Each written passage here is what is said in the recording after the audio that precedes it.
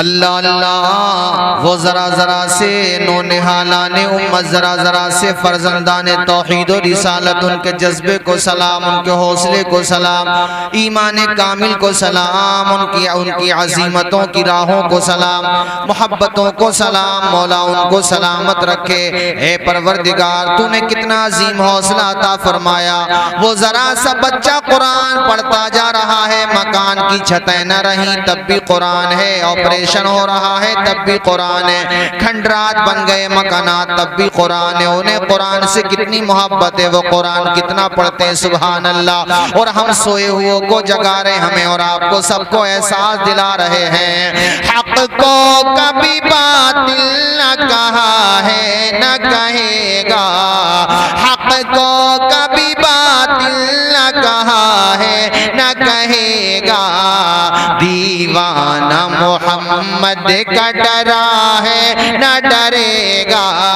میرے ساتھ پڑھو آپ لوگ بھی، دیوانہ محمد کا ڈرا ہے نہ ڈرے گا، ہے خالد و طارق کا لہو میری رگوں میں، ہے خالد و طارق کا لہو میری رگوں میں، قرآن کا پرچم نہ دبا ہے نہ دبے گا، قرآن کا پرچم نہ دبا ہے نہ دبے گا، وہ ہو کے رہا اور وہی ہو کے رہے گا، وہ ہو کے رہا اور وہی ہو کے رہے گا، وہ ہو کے رہا اور وہی ہو کے رہے گا، فرمان محمد کا ٹلا ہے نہ ٹلے گا، بولو فرمان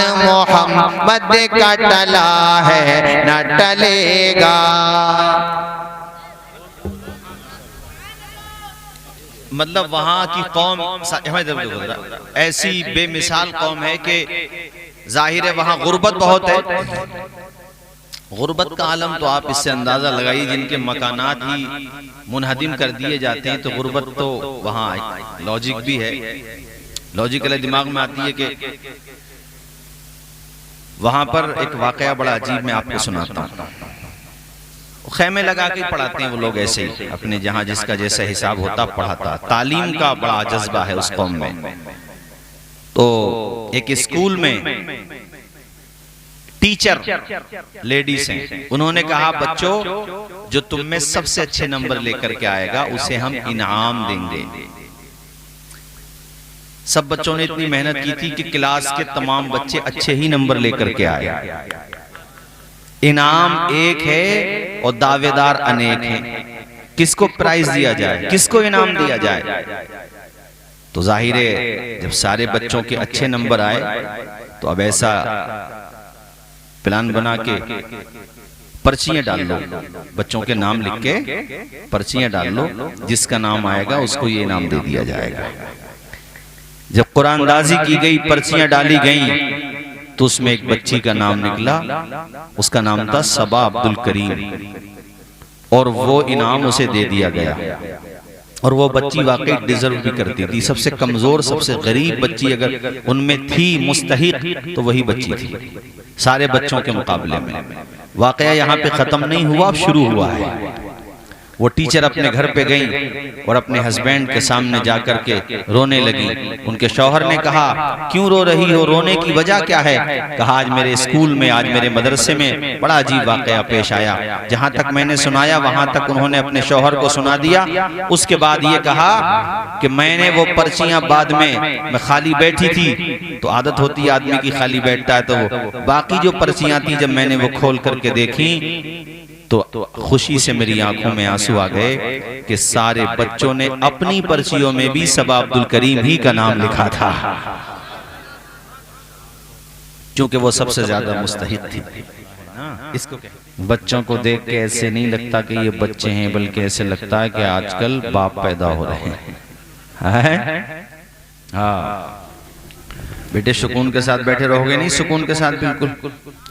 چلیے اللہ تعالیٰ آپ سب کو خوش رکھے، شاد و آباد رکھے۔ ایک مرتبہ جھوم کے درود شریف اور پڑھ لیجئے ذرا بلند آواز سے، صلی اللہ علیہ وسلم۔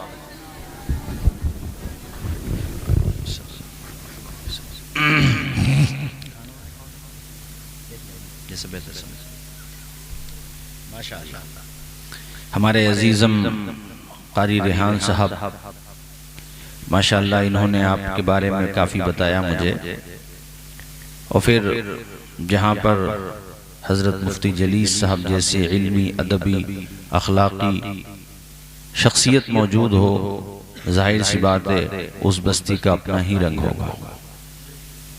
یہ تعلیم یافتہ حضرات کی بستی ہے درحال، اور پڑھے لکھے لوگ یہاں رہتے ہیں ماشاءاللہ۔ اللہ تعالیٰ آپ سب کو خوش رکھے، شاد و آباد رکھے۔ ایک ہم ہیں، جیسے کہ ابھی ذکر کر رہے تھے ہمارے حضرت مولانا ضیاء الدین صاحب، ضیاء الرحمن صاحب، سب کچھ انتظامات ہونے کے باوجود بھی مساجد میں نہیں جاتے، ایک ہم اور آپ ہیں۔ اور دوسری طرف فلسطین کی وہ بہادر قوم ہے کہ مکانات کی چھتیں بھی سلامت نہیں رہیں، دیواریں بھی چیتڑے بکھڑ گئے دیواروں کے، عمارتیں کھنڈرات میں بدل گئیں، یہ کہہ لو کہ پوری آبادیاں قبرستان میں تبدیل ہو گئیں۔ مگر اس قوم کو اللہ نے کتنا جذبہ عطا فرمایا ہے کہ میں نے ایک ویڈیو دیکھا کہ ذرا سا بچہ، زیادہ عمر 12-13 سال ہوگی، اور وہ اپنے ہی مکان کے ملبے کے ڈھیر پہ بیٹھ کے قرآن مجید کی تلاوت کر رہا ہے۔ آپ نے بھی دیکھا ہوگا، وہ یہ ہمیں اور آپ کو سیکھ اور سبق دے رہا ہے کہ مکان کی چھت رہے نہ رہے، دیواریں رہے نہ رہیں، ہمارے اپنے گھر سلامت رہیں نہ رہیں، آشیانے ہمارے اجڑ جائیں یا آباد رہیں، کچھ بھی ہو جائے، کیسی ہی سچویشن ہو جائے، مگر ہم قرآن کا دامن چھوڑنے والے، زور سے بولو، قرآن کا دامن چھوڑنے والے۔ آپریشن تھیٹر میں ساری سویدھائیں ہوں، لائٹنگ بھی ہو، بہترین ڈاکٹرز ہوں، صرف وہ جکشن نہ ہو جس کے ذریعے سے پیشنٹ کو بے ہوش کیا جاتا ہے، صرف وہ جکشن نہ ہو، تڑپ جائیں گے آپ۔ اپنا تو کیا، اپنے کسی عزیز کا آپریشن نہیں ہونے دیں گے، آبجیکشن کر دیں گے کہ بھئی ٹوٹ پھوٹ ہے، سرجری ہونا ہے، آپریشن ہونا ہے، تو آپ پہلے جکشن دیجئے، کوئی دوا دیجئے تاکہ جب آپریشن کریں تو اس کو تکلیف نہ ہو۔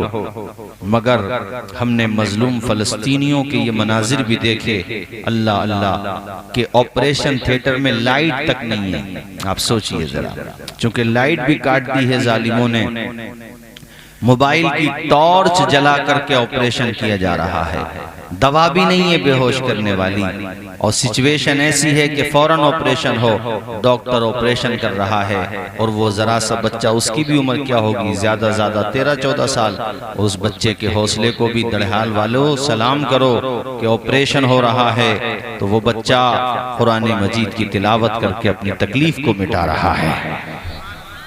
آپ نے دیکھ لی ہوں گی، بولو غلط تو نہیں میری بات؟ کیا جذبہ اللہ تعالیٰ نے، کیا ہی بے مثال جذبہ۔